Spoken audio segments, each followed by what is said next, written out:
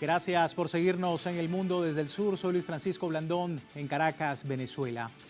Bajo el pretexto de garantizar la seguridad hemisférica, el Departamento de Guerra de los Estados Unidos ha desplegado la denominada Estrategia Gran América del Norte, un nuevo mapa geopolítico que en la práctica intenta redefinir los límites soberanos y subordinar a naciones situadas al norte del Ecuador, desde Groenlandia hasta Ecuador y desde Alaska hasta Guyana. Un perímetro de intervención e influencia militar de Washington que busca consolidar un cordón de seguridad que extiende su capacidad operativa y también el control de los recursos estratégicos de toda la región. Vamos a analizar toda esta nueva estrategia, lo que significa en el actual escenario y coyuntura internacional. Antes de empezar, recordarle a través de redes sociales, hemos sondeado la opinión de nuestros usuarios sobre el tema. Les invitamos a participar con este código QR que tiene en pantalla y la pregunta que hemos propuesto: ¿qué representa la nueva estrategia Gran América del Norte de Donald Trump para la soberanía de los pueblos de Latinoamérica? Ahí están las opciones. Le invitamos desde ya a participar. Más adelante vemos los resultados. Momento del análisis. Me acompaña en la distancia Fernando Estensoro, analista internacional, catedrático e investigador del Instituto de Estudios Avanzados de la Universidad de Santiago. Nos acompaña desde Chile. Muchísimas gracias por tu tiempo con nosotros, Fernando. Nuevamente, bienvenido. Hola. Buenas noches y muchas gracias por esta invitación a conversar. No, es un gusto, Fernando, tenerte con nosotros y oportuno tu lectura, ¿no?, sobre lo que está ocurriendo. Donald Trump ha trazado un nuevo mapa estratégico llamado Gran América del Norte, que a su juicio transformará las relaciones y la seguridad en todo el hemisferio. ¿En qué se traduce todo esto? Bueno, estos son los nuevos capítulos de lo que ya hemos visto como el corolario Trump de la doctrina Monroe, ese programa que planteó en diciembre del año pasado, ¿no? Bueno, y en donde, dicho en pocas palabras, es un neoimperialismo, una política neoimperial, pero ya sin ningún tipo de disfraz ideológico, una política neoimperial brutal, en donde Estados Unidos está preparándose, ¿no es cierto?, para una confrontación ya más aguda que puede venir con China y con otras potencias. Entonces, y esto lo que estamos viendo es producto de su propia decadencia. Ese imperio, esa gran potencia hegemónica que emergió después de la Segunda Guerra Mundial, ¿no es cierto?, que mantuvo la hegemonía en el sistema internacional por casi 70 años, hoy día está en plena decadencia, ¿ya?, por no decir en caída libre. Y eso hace que estemos también en una situación muy peligrosa, porque como todos los estudios históricos han demostrado, cuando un imperio está en su etapa final, es cuando recurre a la violencia y a la fuerza, que es el último recurso para tratar de mantenerse en el pedestal del poder del cual ha gozado mucho tiempo. O sea, si lo analizamos fríamente, Estados Unidos plantea todos los síntomas ya de la etapa final de decadencia de un imperio. Pero también es importante tener presente de que es también la etapa más peligrosa, ¿ya?, porque siempre es producto de guerras muy importantes. Sí, hablabas precisamente de la Segunda Guerra Mundial y justamente el secretario de Guerra comparó la política exterior actual de su país con las acciones llevadas a cabo durante la Segunda Guerra Mundial. Esto decía: en el sur, es decir, al sur del Ecuador, al otro lado de esta gran vecindad, fortaleceremos las alianzas mediante una mayor distribución de la carga. Esto les permitirá desempeñar un papel más importante en la defensa del Atlántico Sur y el Pacífico Sur, así como en la protección de infraestructuras y recursos esenciales, en colaboración con nosotros y otras naciones occidentales. Esto es lo que hicimos en la Segunda Guerra Mundial, al igual que hundimos barcos con torpedos. Y es un punto, Fernando, que llama la atención. Es en el sur de Ecuador donde Estados Unidos va a promover un mayor reparto de responsabilidades en seguridad. ¿Qué quiere decir eso, Fernando, a tu juicio? Pues muy simple, lo mismo que le está planteando a sus aliados de la OTAN. Estados Unidos cobra, ¿ya?, por la supuesta seguridad que brinda. Entonces, más encima, Estados Unidos va a cobrar, o sea, va a obligar a los países a desembolsar enormes cantidades de dinero para pagar bases estadounidenses, para pagarle a las tropas estadounidenses. O sea, el imperio va a obligar a que los subordinados mantengan a sus legiones, ¿ya? Eso es así de simple. Eh, a los, mira, a los coreanos, a Corea del Sur aportaba, hasta hace unos años atrás, todavía cuando estaba Biden, aportaba $1.000 millones para pagar las tropas que tiene Estados Unidos en Corea del Sur, ya supuestamente para la defensa de Corea del Sur. Bueno, ahora tiene que pagar $5.000 millones porque eso fue lo que le aumentó la tarifa Donald Trump, le aumentó eso a los coreanos. A los japoneses les está haciendo lo mismo, o sea, esta situación, si bien ellos la comparan con la Segunda Guerra Mundial, en realidad es bastante patética la imagen y lo que están haciendo los estadounidenses.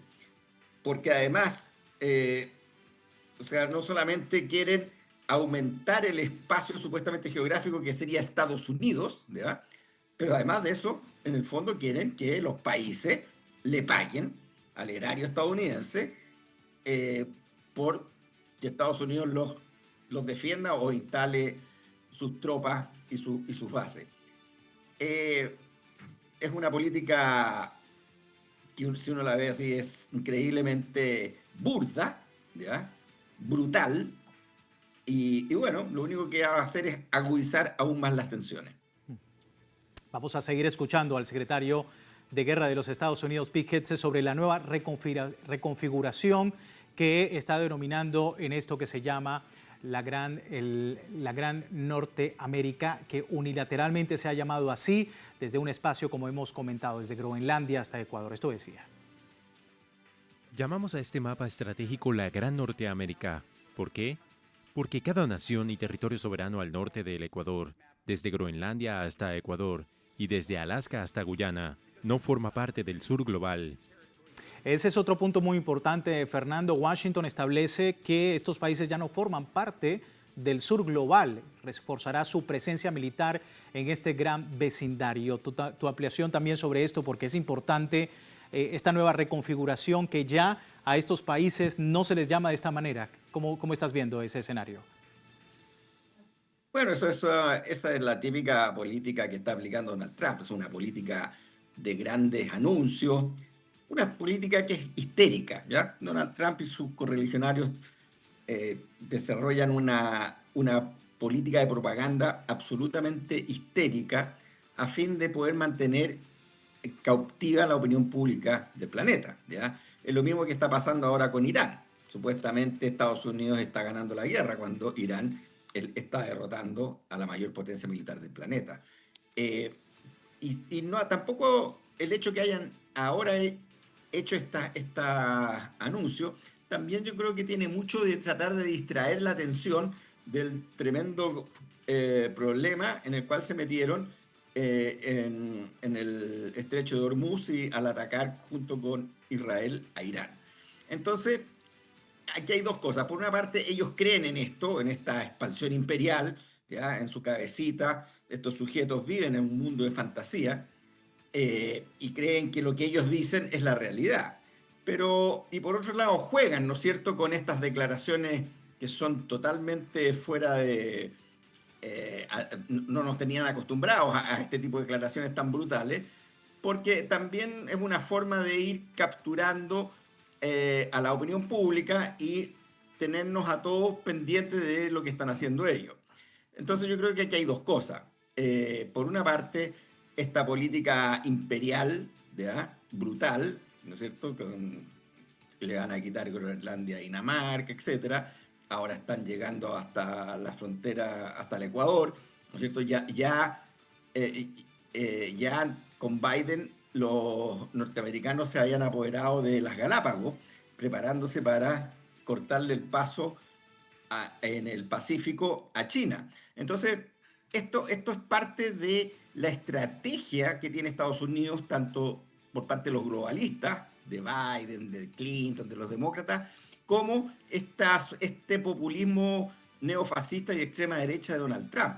O sea, son matices al interior del bloque hegemónico estadounidense que está con fuertes contradicciones, precisamente porque están en un proceso de decadencia de su poder. Pero ambos grupos están conscientes de que no pueden parar el crecimiento de otras potencias asiáticas, especialmente China, pero del resto de Asia en general. Entonces, esta suerte de tomar posesión ya militar, volver a una suerte de imperialismo del siglo XIX, ¿no es cierto? Tomar posesión militar de América Latina y el Caribe.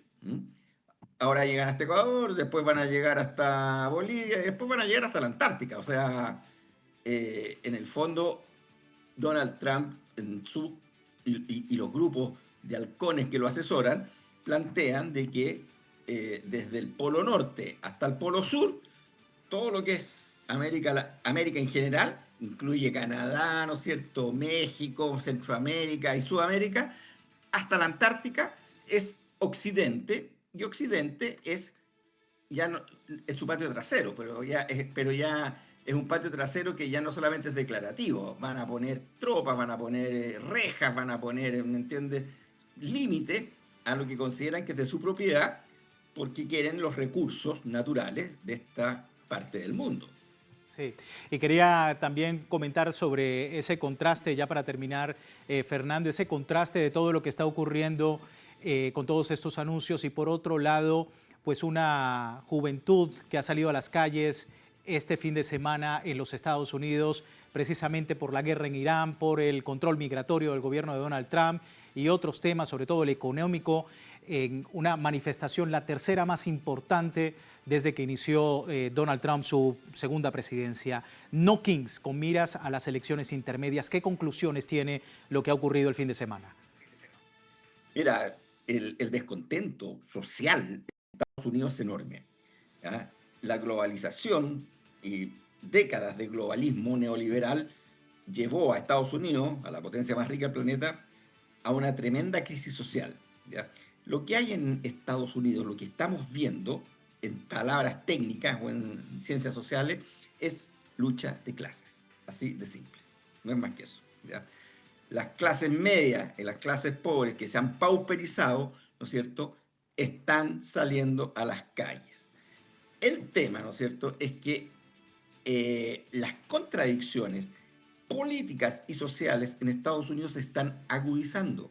E incluso, ¿no es cierto?, no podemos descartar que empiecen a escalar y empiecen a haber estallidos serios de violencia al interior de Estados Unidos, ¿ya? ¿Por qué? Porque volvemos al tema estructural. ¿A qué me refiero? Tenemos que ver la coyuntura política, el día a día, pero el día a día es resultado de un problema que es estructural, ¿ya? Y lo estructural es que Estados Unidos está en un proceso de decadencia estructural de su poder, ¿ya? Las contradicciones sociales en Estados Unidos son enormes. Donald Trump vendió la idea de que iba a reindustrializar Estados Unidos y muchos sectores que se pauperizaron por la salida de la industria, por la deslocalización de la industria, apoyaron a Donald Trump en su elección. Bueno, hoy día esos mismos sectores están viendo de que esto es falso, de que la situación no mejora, de que Donald Trump los está metiendo en nuevas guerras, de que Estados Unidos se encamina a un conflicto cada vez más grande y la gente no tiene trabajo precarizado. Además, los sectores medios se han debilitado y se han precarizado. Entonces, esto que vemos es no más King, no más Reyes, pero también es queremos salud, queremos educación. Los jóvenes estudiantes en Estados Unidos están totalmente endeudados, no pueden pagar las primas, ¿no es cierto?, de sus seguros sociales. O sea, en Estados Unidos hay una crisis social increíble, ¿ya? Increíble para ser el país supuestamente más rico y más poderoso del planeta. Bueno, ya quizás no es el más rico porque ahora es China, pero estábamos hablando de la potencia más industrializada, más desarrollada durante todo el siglo XX y lo que había comenzado este siglo XXI. Entonces también hay que poner ese proceso en la ecuación, ¿ya? Y frente a eso tenemos a este sujeto, a Donald Trump y sus políticos, ¿no es cierto?, con estas salidas, ¿no es cierto?, con estos planteamientos populistas de extrema derecha que van al fracaso más absoluto, porque si tú me dijeras, mira, sí, va a lograr superar las profundas contradicciones sociales, ¿ya?, con su política, uno podría decir, sí, sí, a lo mejor podría tener alguna posibilidad de éxito, pero es que es solamente declarativo, son solamente declaraciones histéricas, rimbombantes, ¿no es cierto?, y no producen nada. En concreto, la gente no tiene trabajo, está en una situación precaria y ahora, ¿no es cierto?, están pensando de que si esto si sigue creciendo, va a empezar nuevamente con problemas de meterse en guerra, ¿ya? Y esto puede terminar, eh, como te digo, agudizando las contradicciones sociales al interior de Estados Unidos. Sí, mientras vemos allí justamente las imágenes de eso que se veía el fin de semana en varias ciudades, en los 50 estados se registraron algunas movilizaciones en torno a esta contrariedad que tú dices. Se entiende el análisis, Fernando. Muchísimas gracias por tu tiempo nuevamente con nosotros. Muchas gracias a ustedes. Buenas noches. Fernando Estensoro, hablando del escenario de los Estados Unidos, esta nueva estrategia de Gran América del Norte y lo que significa no solamente para los estadounidenses, sino también para todo el continente. Vamos a despedir la primera parte del programa. Les recuerdo, tiene tiempo de participar en la encuesta que hemos publicado con este código QR que usted está viendo en pantalla. Más adelante vamos a ver los resultados. Por lo pronto, breve pausa, ya regresamos.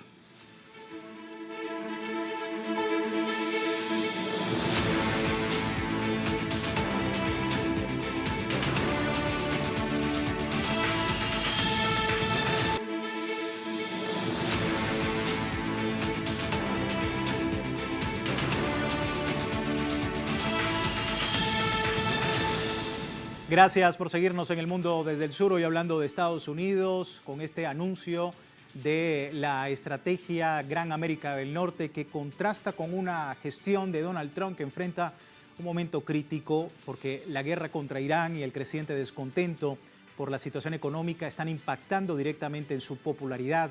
La aprobación del presidente estadounidense se desploma a un mínimo histórico, 36%. Según una encuesta nacional, el rechazo a la guerra contra la República Islámica de Irán y la gestión económica pues impulsan esta caída. El descenso ocurre mientras crecen las protestas en el país, como veíamos en esta semana, la marcha No Kings, que movilizó a más de 8 millones de personas. El descontento centrado en el costo de vida también representa un desafío para el republicano de cara a las elecciones de medio término en el mes de noviembre. Seguimos analizando el tema. Oscar Rotundo, analista en temas internacionales, Portal Periodismo Internacional y de PIA Global, nos acompaña desde Buenos Aires, Argentina. Qué gusto, Oscar, tenerte con nosotros. Bienvenido. Un gustazo, gracias por la invitación. Estaba siguiendo atentamente lo que decía el colega y realmente es muy difícil no coincidir en el diagnóstico de acuerdo a la situación que nos presenta la administración Trump, ¿no es cierto? Sí, totalmente. Y hablando precisamente de esa contrariedad que él mencionaba sobre esta nueva estrategia de seguridad hemisférica y por otro lado el descontento social que ya por supuesto está movilizando mayor cantidad de gente en una tercera movilización en 50 estados de este país. ¿Cómo ves el escenario y cómo repercute esto para las próximas elecciones de medio término? Bueno, teniendo en cuenta cómo es el sistema electoral norteamericano, lo que no podemos dejar de visualizar es que esta apuesta que hace la gente en la calle no es una situación menor, que después se refleje en lo electoral es otra cosa, por el propio sistema que tiene Estados Unidos, ¿no?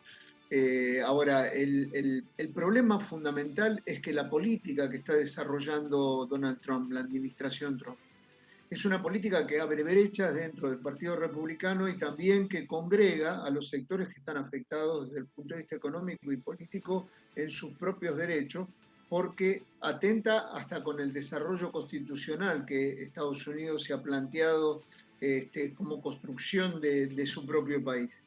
Y vemos que no solamente esto queda, esta cuestión de buscar al enemigo interno, queda sujeto a Estados Unidos adentro de su territorio, sino también que se abre hacia afuera y generan un relato en donde con Estados Unidos. La realidad es que la política que está llevando adelante Estados Unidos con esta posición belicista, con esta posición de guerra y de violencia, de tratar de aplicar una guerra arancelaria, de amenazar con invadir países y de tratar de pedirle al resto de los países y al propio, por ejemplo, que lo subvencionen para esta aventura bélica, llega a una situación que realmente es totalmente desquiciada. No es algo normal en el desarrollo de la política ni el de la diplomacia ver a alguien que dice que no va a respetar absolutamente nada y piensa que los demás se van a sujetar a lo que ellos plantean, ¿no es cierto?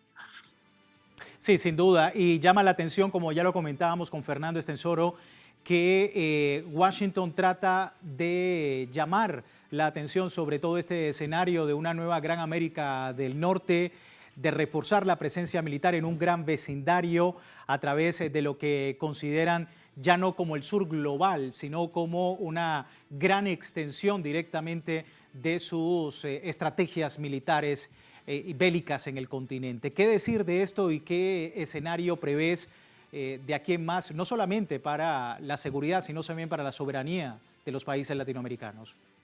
Bueno, en principio te diré de que este no es un argumento nuevo, es un argumento que ya se dio con el TIARE, Tratado Interamericano de Ayuda Recíproca, que fue roto justamente en la Guerra de las Malvinas, donde Estados Unidos, en vez de proteger a uno de los países que, y teniendo en cuenta quienes gobernaban en aquel momento, participaba de ese tratado, lo desconoció y favoreció a la fuerza militar de Gran Bretaña en la nueva invasión a las Malvinas.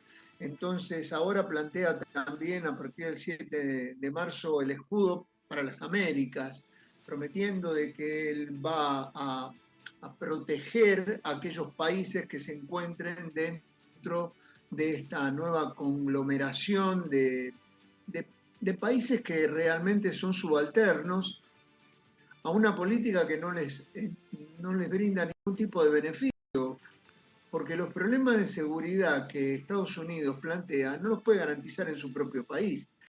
Están generando una política represiva contra sus propios ciudadanos.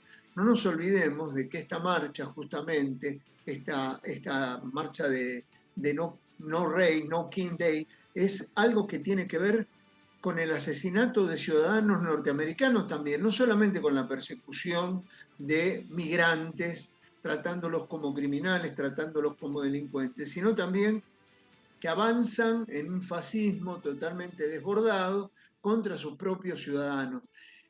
Y este tipo de cuestiones no brindan confianza ni garantía de que puedan articular alguna seguridad al resto de las naciones. Ya lo vimos cuando ellos articularon toda esta situación de la lucha contra el narcoterrorismo, y lo que generaron justamente fue el asalto ilegal, ilegítimo, contra un gobierno soberano como el gobierno de Nicolás Maduro. Secuestraron, es algo increíble, secuestraron a un presidente en ejercicio con un argumento que después el propio tribunal desconoció, porque el cartel de los soles no existe, etc.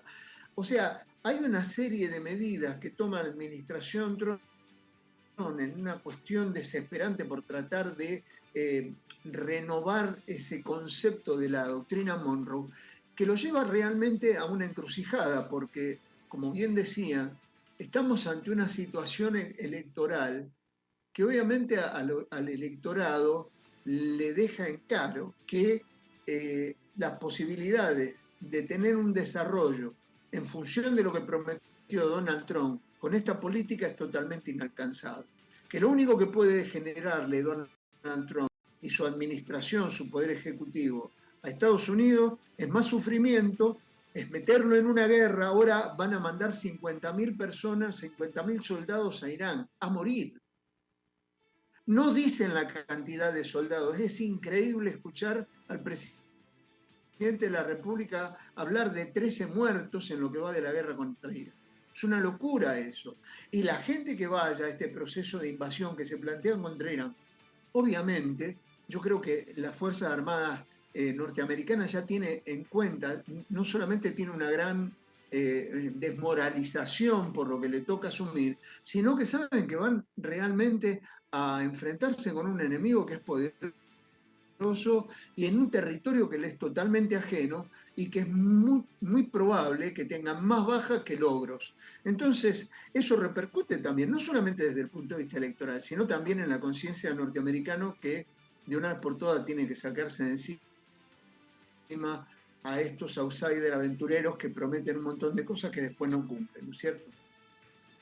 Sí, y en torno también al tema de la gasolina, es importante ese otro escenario. El precio de la gasolina en Estados Unidos mantiene una tendencia alcista constante, impulsada justamente por la crisis energética global. El precio promedio de la gasolina regular en los Estados Unidos alcanza $3,9 por galón, impulsado por la escalada del conflicto y el cierre estratégico del estrecho de Hormuz. Datos de la Asociación Americana de Automóviles dicen que esta crisis energética impacta con mayor severidad la costa oeste del país y a la par del combustible convencional. También los precios del diésel han alcanzado niveles muy altos desde el año 2022, reflejando una tensión generalizada en los mercados globales que presiona tanto el transporte logístico como la economía de los consumidores estadounidenses. Esta también es una arista muy importante para tenerla en cuenta, Oscar, ya para finalizar y tu lectura sobre la crisis energética impulsada por los Estados Unidos. No, bueno, es un desquicio total, obviamente. A todo esto está pidiendo que se lo apoye en esta campaña para la invasión de Irán con 200.000 millones de dólares, en una situación en donde no solamente ha parado al gobierno 2 veces, ha cerrado el gobierno 2 veces, sino también está en una situación, la población, de sufrimiento muy creciente porque no encuentra respuesta desde el punto de vista laboral, desde el punto de vista habitacional, y el encarecimiento, a través de esta crisis que se da con los combustibles, el encarecimiento de los productos alimenticios, también va a generar situaciones a las que el norteamericano no está acostumbrado a pasar y esto se va a multiplicar en las calles. Vamos a ver más movilizaciones, vamos a ver más protestas y obviamente, como vienen mostrando las últimas elecciones que se han dado en este último tiempo, Donald Trump no tiene todas las de ganar y hay que ver qué pueda llegar a pasar con su destitución en adelante, ¿no? Es una situación sumamente interesante, muy pendientes de aquí a noviembre, toda la situación en los Estados Unidos. Y bueno, se entiende el análisis. Oscar, muchísimas gracias por tu tiempo con nosotros. Bien, Oscar Rotundo, analista en temas internacionales del portal Periodismo Internacional y PIA Global. Y les hacíamos una pregunta, ¿no? ¿Qué representa la nueva estrategia Gran América del Norte de Donald Trump para la soberanía de los pueblos de Latinoamérica, no solamente de Estados Unidos? Ahí está el escenario, lo que dicen ustedes a esta hora. 48% menciona idilio expansionista de Estados Unidos en la región y más abajo con un 23% control de recursos estratégicos en Latinoamérica. Es parte de las respuestas.